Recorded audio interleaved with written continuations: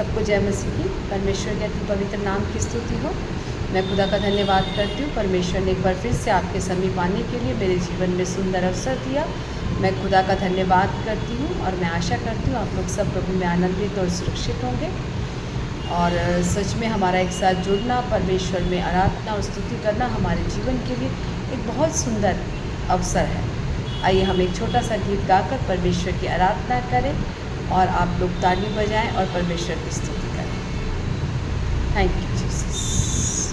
यीशु का नाम है सारी ज़मीं पर, जिससे हम पाते उद्धार। यीशु का नाम है सारी ज़मीं पर, जिससे हम पाते उद्धार।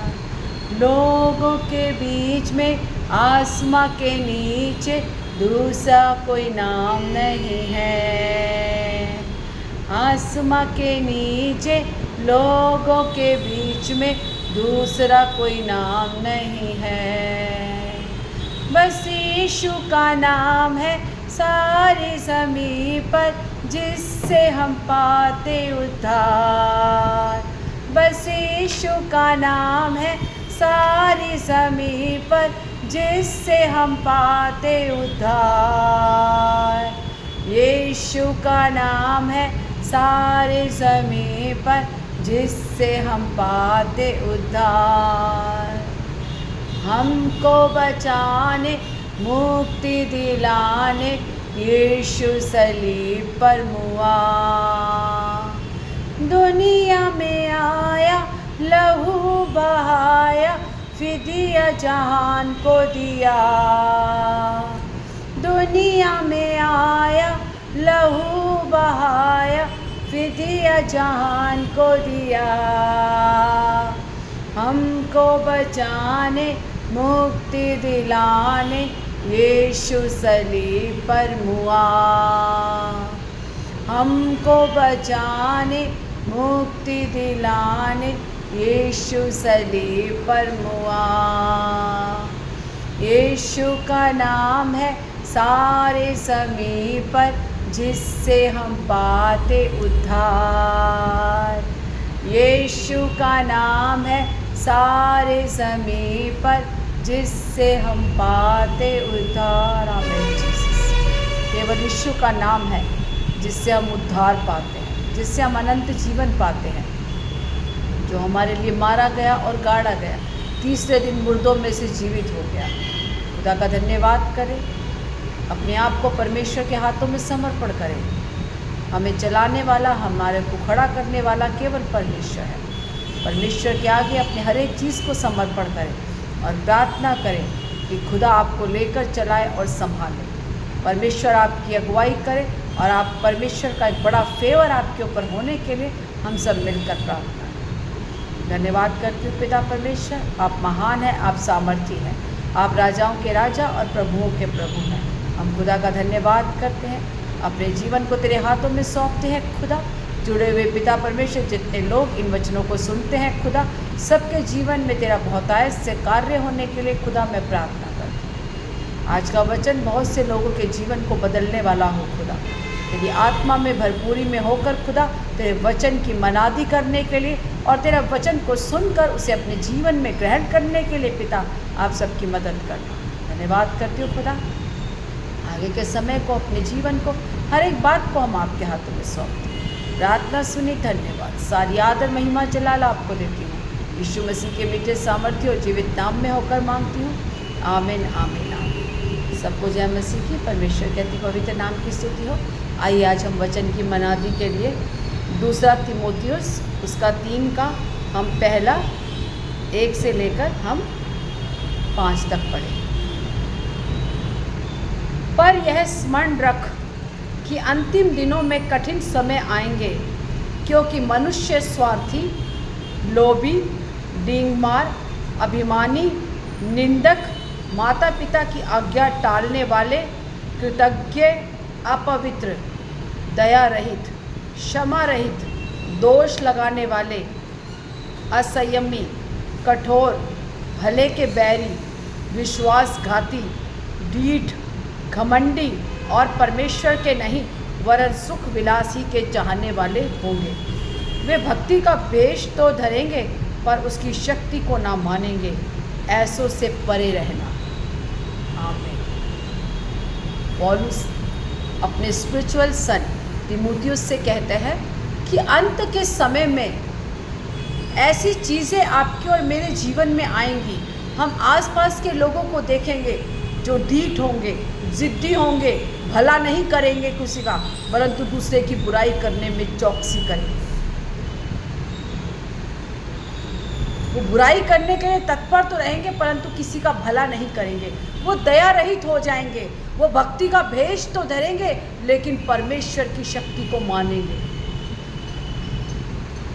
आपसे कहेंगे तो सही हम मसीह हैं, हम वचन को पढ़ते हैं, लेकिन परमेश्वर की शक्ति को मानेंगे नहीं। वो भक्ति का भेष धारण करेंगे। आज हम बहुत से लोगों को देखते हैं कि बड़े बड़े चोले पहने हैं, बहुत चीज़ें परमेश्वर का वचन उनको आता है। आपसे बहुत ज़्यादा आपको ऐसे लगेगा जैसे इनसे बड़ा ज्ञानी है इस संसार में कोई भी नहीं है। जब आप उनको देखेंगे तो आपको एक आत्मिक पर्सन दिखेगा, लेकिन जब आप उससे बात करेंगे या उसके जीवन को देखेंगे तो आपको समझ में आ जाएगी। क्योंकि वो डींगे तो मारेंगे, मैंने ये कर दिया, मैंने ये कर दिया, मैंने ये कर दिया। परमेश्वर का नाम तो लेंगे लेकिन परमेश्वर के कार्यों को नहीं जानेंगे, परमेश्वर की शक्ति को नहीं जानेंगे। वो भेष तो धरेंगे, उनके अंदर ना दया होगी, ना किसी के लिए प्रेम होगा। वो एक कठोर हृदय के होंगे। वो दूसरों को नीचे गिराने वाले होंगे, दूसरों के प्रति बैर रखने वाले होंगे। कि ऐसे लोगों के लिए वो पौलुस अपने स्पिरिचुअल सन को तैयार कर रहा था कि तुम्हें ऐसे लोग मिलेंगे। जब तुम सेवा करोगे तो तुम्हें ऐसे लोग ज़रूर मिलेंगे कि आपको देखने में लगेगा ये बहुत ज़्यादा आत्मिक है, लेकिन जब आप उसके फलों को, क्योंकि परमेश्वर का वचन क्या कहता है, तो उसको उनके फलों के द्वारा पहचान लेगा। जब आप एक मसीह व्यक्ति को अपने जीवन में देखेंगे तो उसके जीवन में आप उसके फलों को देखेंगे, क्योंकि एक पेड़ की पहचान उसके फल से होती है।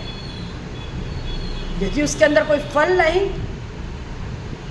तो उसका कोई फायदा नहीं, कि वो इतना चाहे वो कितना भी घना हो, देखने में आकर्षक हो, देखने में सुंदर हो, लेकिन अगर उसके अंदर फल नहीं तो आपको कोई फायदा नहीं दे सकता।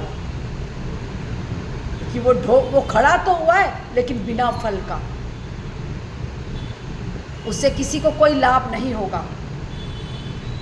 क्योंकि लोग दूर से देखकर उसके पास आएंगे तो सही कि शायद इसके अंदर फल हो, लेकिन जो बिना फल का होगा उससे आप अपनी भूख नहीं मिटा पाएंगे, अपनी प्यास नहीं मिटा पाएंगे, अपने आप को तृप्त नहीं कर पाएंगे, क्योंकि वो खाली है, उसके जीवन में कोई फल नहीं है। और जिसके जीवन में कोई फल नहीं है उससे आपके अंदर की भूख नहीं मिटेगी। बहुत से ऐसे आने वाले में बहुत से लोग ऐसे खड़े होने वाले हैं जो डींग मारेंगे, मैंने ये कर दिया, मैंने ये कर दिया, मैंने ये कर दिया। लेकिन जब आप उसके फलों को देखोगे, उसके जीवन को देखोगे तो आपको उसका जीवन बिल्कुल शून्य नज़र आएगा। कोई फल नहीं उसके जीवन में, उसके व्यवहार में, उसके परिवार में कोई फल नहीं। आज बहुत से लोग आप और जब हम परमेश्वर के चर्च में जाते हैं या लोगों से मिलते हैं तो आप बहुत से लोग आपको दिखेंगे मसीह बहुत एकदम ऐसे बन के रहेंगे जैसे बहुत आत्मा में भरपूर में है।